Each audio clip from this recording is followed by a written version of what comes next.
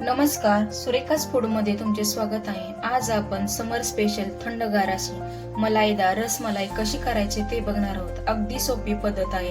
हलवाई लोक जशी बनवतात ना तीच पद्धत वापरायची आहे, पण घरच्या घरी कशी बनवायची ते मी तुम्हाला आज सांगणार आहे। काही टिप्स सांगणार आहे, त्यासाठी व्हिडिओ शेवटपर्यंत नक्की बघा। चला तर मग रेसिपीला सुरुवात करूया। इथे मी 1 लिटर म्हशीचं फुल क्रीम दूध घेतलं आहे। आता ह्याला मोठ्या गॅसवर एक उकळी आणायची आहे। दुधाला उकळी आली आहे। आता गॅस बंद करून घ्यायचा आहे। इथे मी एका वाटीमध्ये 2 चमचे विनेगर घेतला आहे आणि 2 चमचे पाणी याचं मिश्रण केलं आहे। आता ह्याच्यात थोडं थोडं असं करून टाकून घ्यायचं आहे। आता हलक्या हाताने असं हलवायचं आहे। गॅस बंदच केला आहे, लक्षात ठेवा। गॅस चालू ठेवायचा नाहीये। हलक्या हाताने असं हलवून घ्यायचं आहे। अजून थोडं मिश्रण टाकून घेऊया। हे बघा, छान दूध असं फाटलं गेलंय, बघू शकता तुम्ही। अजून थोडंसं टाकून घ्यायचं आहे।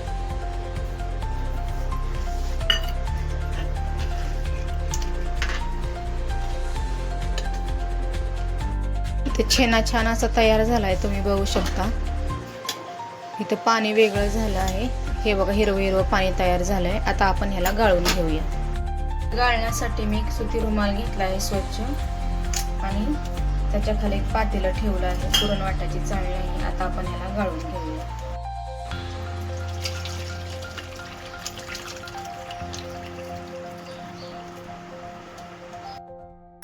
आता ह्याला साधं पाणी घालून स्वच्छ धुवून घ्यायचं आहे। हे बघा, अशा प्रकारे। ह्याला ना विनेगरचा वास लागतो, त्यासाठी स्वच्छ असं धुवून घ्यायचं आहे।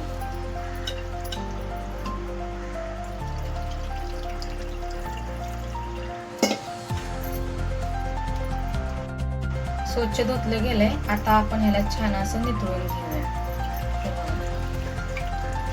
अशा प्रकारे असं निथळून घ्यायचं आहे छान।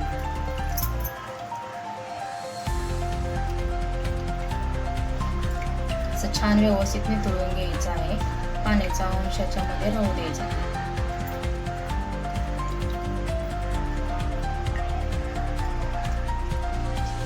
याला असंच एक 10 मिनिटासाठी आपण ठेवणार आहोत। सर्वात आपण जो रसमलाईसाठी रस लागतो ना तो करून घेऊया। गॅसवर कढईमध्ये अर्धा लिटर दूध ठेवलं आहे गरम करायला।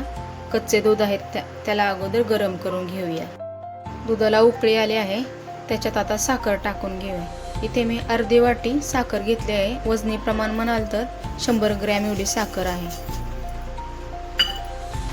हलवून घ्यायचं आहे।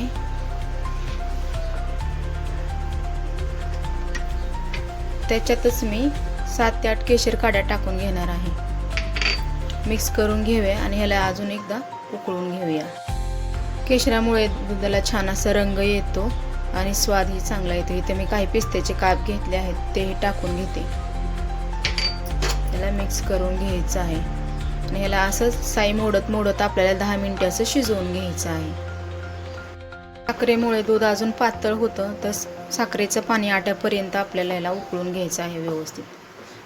ही जे कडणी साई येते ना, अशी साई मोडत आपण उकळून घेऊया। ह्याला मिनिटे झाली, बऱ्यापैकी दूध हे बघा आटलं गेलंय। एवढं असं पातळ आपलं रसमलाईचं दूध करायचं। दूध जेवढं पातळ असेल ना तेवढे रसमलाईचं टिक्के रस शोषून घेतात। आता सगळ्यात शेवटी आपल्याला इथे अर्धा चमचा वेलची पूड टाकून घ्यायची आहे।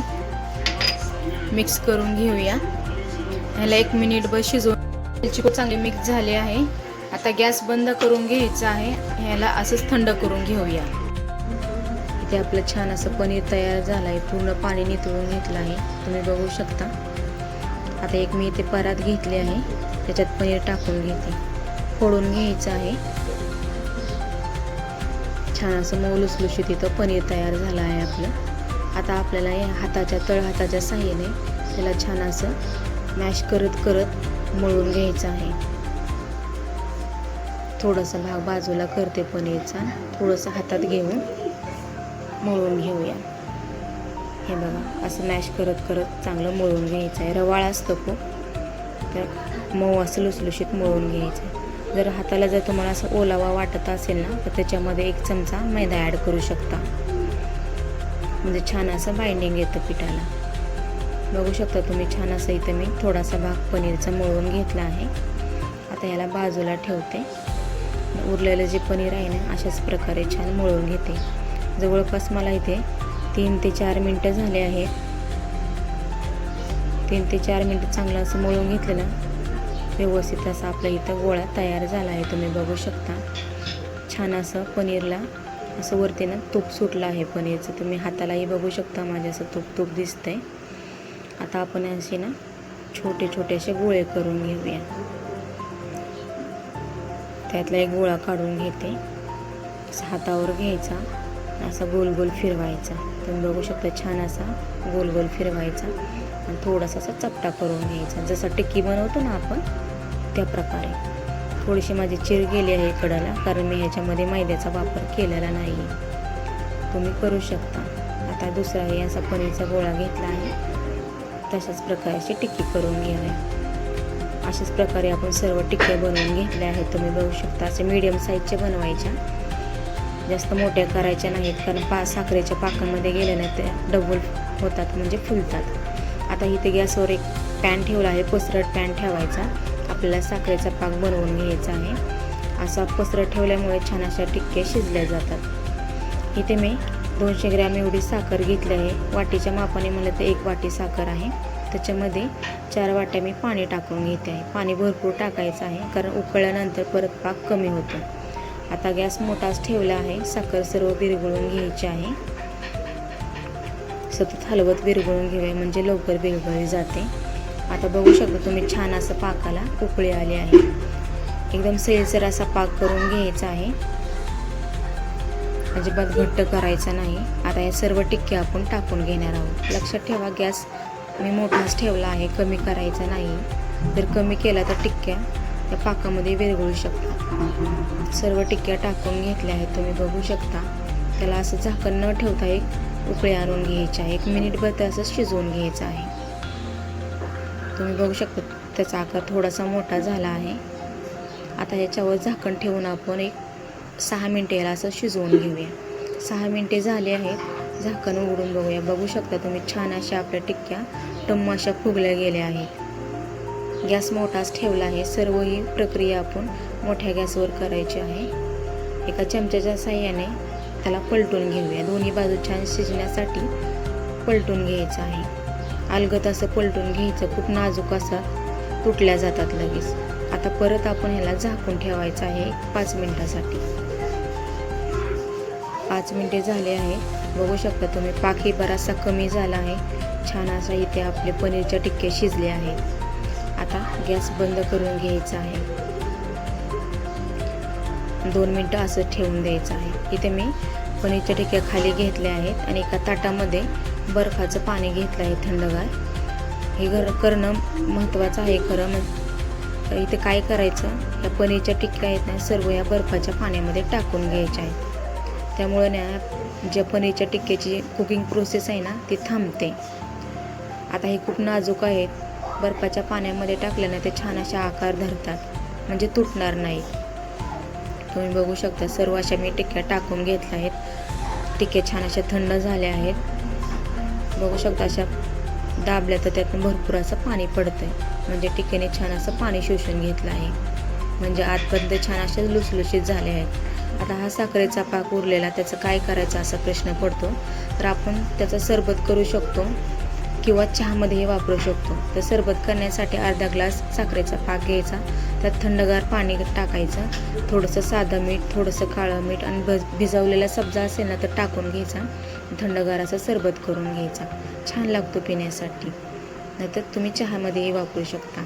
इथे आपले रसमलाईचा रस आहे ना तोही थंड झाला आहे आणि इथे आपल्या टिक्क्याही थंड झाल्या आहेत. आता ह्या अशा छान अशा पिळून घ्यायच्या. तुम्ही बघू शकता छान असं मी दाबून दाबून जेवढं असेल ना त्यातलं पाणी काढून घ्यायचं आहे. सर्व असं पाणी छान निथळून घ्यायचं आहे. तुम्ही बघू शकता आणि ह्या रसामध्ये टाकून घ्यायचं आहे.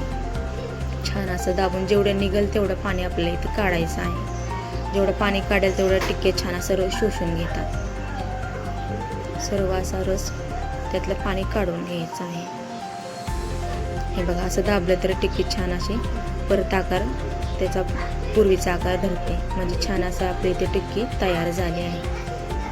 बघू शकता, छान असं पाणी नितळून घेत आहे मी.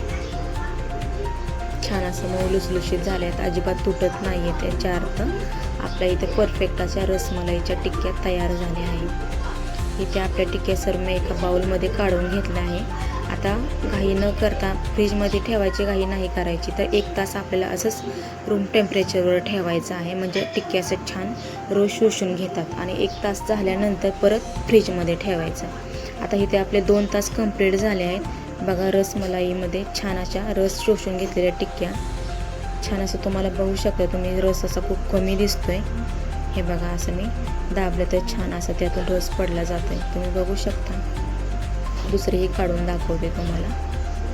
छान असं इथं आपल्या रसमलाईच्या टिक्क्याने छान रस शोषून घेतला आहे, तुम्ही बघू शकता. छान अशा लुसलुशीत आणि टम्म फुगल्या आहेत. एवढा रस ते पेले गेले आहेत, म्हणजे छान अशा आपल्या टिक्क्या तयार झाल्या आहेत. अजून एक काढून दाखवते तुम्हाला. हे बघा, छान असं त्यातून रस, भरपूर असा रस पडला जातोय. हे बघा, एवढं जोर लावून दाबते तरी छान असा रस पडला जातोय. आता या सर्व टिक्क्या आपण एका प्लेटमध्ये काढून घ्यायच्या आहेत. तुमच्याकडे जर काचेचं भांडं असेल तर त्याच्यामध्ये काढा, अजून छान दिसेल. मी एका प्लेटमध्ये काढून घेते. त्याच्या लाईनशीर एक लावून ठेवते, म्हणजे दिसायला खूप छान दिसतं. हे बघा, किती अशा आपल्या टिक्क्या फुललेल्या दिसत आहेत तुम्ही, जसे हलवाई लोक बनवतात ना, सेम तशा. आता हा उरलेला रस त्याच्यावर टाकून घ्यायचा आहे. छान असा पातळ रस करून घेतल्यामुळे छान टिक्क्याने रस शोषून घेतला आहे. आता थोडे पिस्त्याचे काप टाकून घ्यायचे, म्हणजे छान दिसतात. तुमच्याकडे बदामाचे असतील किंवा काजूचे असेल तेही टाकून घेऊ शकता. बघा, इथे आपल्या छान अशा 1 लिटरमध्ये जवळपास माझ्या 16 टिक्क्या तयार झाल्या आहेत आपल्या रसमलाईच्या. तुम्हाला एक तोडून दाखवते रसमलाई, बघू शकता तुम्ही. छान आहे बघा, चमच्याने तोडते, अजिबात मी जोर लावत नाही, अगदी हलक्या हाताने, तर लगेच तुटली जाते. एवढी सॉफ्ट झाली आहे. छान अशी सॉफ्ट आपली रसमलाई इथे तयार झाली आहे. व्हिडिओ कसा वाटला ना, कमेंटमध्ये नक्की सांगा. रेसिपी आवडला तर एक लाईक करा, शेअर करा आणि सबस्क्राईब करा आणि बेलचे बटन नक्की दाबा.